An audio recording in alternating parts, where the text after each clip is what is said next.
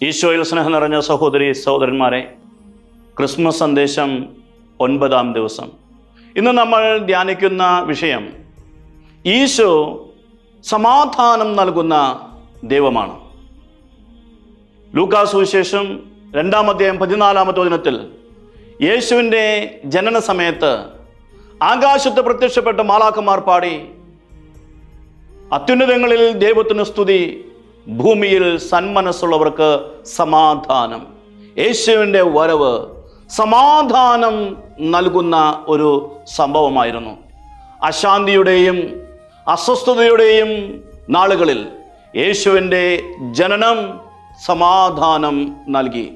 ഇന്നും അശാന്തിയുടെയും അസ്വസ്ഥതയുടെയും നടുവിൽ ജീവിക്കുന്ന ലോകത്തിന് സമാധാനം ലഭിക്കാനുള്ള ഏറ്റവും നല്ല മാർഗം യേശു ക്രിസ്തുവാണ്. യേശു ക്രിസ്തു സമാധാനത്തിൻ്റെ ദൈവമാണ്.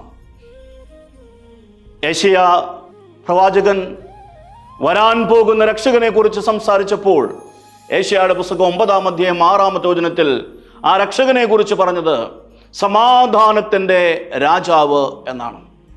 ഈശോ നമ്മുടെ ഹൃദയങ്ങൾക്ക് സമാധാനം നൽകുന്ന ദൈവമാണ്.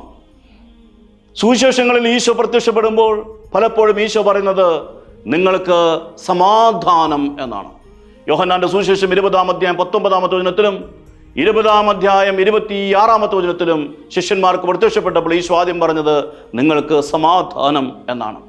വിശുദ്ധ പൗലോസ് ശ്ലീഹ എഫേസുസുകാർക്ക് ലേഖനം 2-ാം അധ്യായം 14-ാമത്തെ വചനത്തിൽ പറയുന്നു, യേശു ക്രിസ്തുവാണ് നമ്മുടെ സമാധാനം. ക്രിസ്തു നമ്മുടെ ജീവിതത്തിൽ ഉണ്ട് എങ്കിൽ നമുക്ക് സമാധാനമുണ്ട്. സമ്പത്തുണ്ടായാലും എന്തൊക്കെ സൗഭാഗ്യമുണ്ടായാലും ക്രിസ്തു നമ്മുടെ ജീവിതത്തിൽ ഇല്ല എങ്കിൽ നമുക്ക് സമാധാനം ഉണ്ടാകില്ല. കാരണം ക്രിസ്തുവാണ് നമ്മുടെ സമാധാനം. അതുകൊണ്ട് ഈ ക്രിസ്മസിന്റെ അവസരത്തിൽ ക്രിസ്തു നമ്മുടെ ജീവിതത്തിലേക്ക് വരുവാനും നമ്മുടെ ജീവിതത്തിൽ വലിയ സമാധാനം ഉണ്ടാക്കുവാനും വേണ്ടി നമുക്ക് പ്രാർത്ഥിക്കാം. യേശുവിന് നമുക്ക് സ്ഥാനം നൽകാം. യേശു നമ്മുടെ ഹൃദയത്തിലും നമ്മുടെ കുടുംബത്തിലും സമൂഹത്തിലും വസിക്കട്ടെ. അപ്പോൾ നമ്മൾ സമാധാനം കൊണ്ട് നിറയുന്നവരായിരിക്കും. ഈ ഒരു കൃപയ്ക്ക് വേണ്ടി നമുക്ക് പ്രത്യേകം പ്രാർത്ഥിക്കാം.